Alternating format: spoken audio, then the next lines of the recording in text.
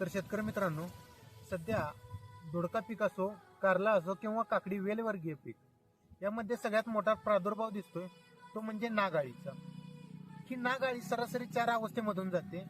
पहिली अवस्था म्हणजे माशी अवस्था. ही माशी सरासरी पानाच्या खालच्या साईडला अंडी घालते.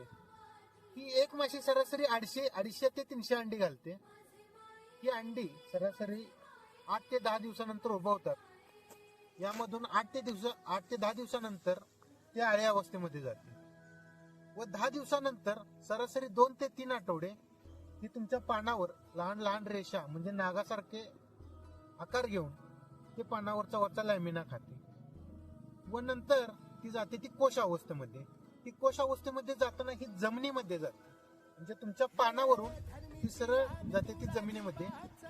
ही सरासरी 15 दिवसांमध्ये जाते व 15 दिवसानंतर ही जाते ती नंतर माशी अवस्थेमध्ये.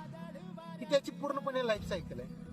जर यावर कंट्रोल करायचा असेल तर आपण 2 अवस्थेमध्ये करू शकतो. पहिली म्हणजे अंडी अवस्था आणि दुसरी म्हणजे अळी अवस्था. यावर जर कंट्रोल करायचा असेल तर आपण मार्केटमध्ये अवेलेबल असलेलं सिंजेंटा कंपनीचं इकालक्स किंवा बायो 303 किंवा याला जर पर्याय द्यायचा असेल तर तुम्ही मार्केटमध्ये अवेलेबल असलेलं बेनिविया किंवा नीम ऑइल याचा सुद्धा वापर करून चांगल्या पद्धतीनं जो दोडक्यावर येणारी नाग अळी याचा कंट्रोल करू शकता. धन्यवाद.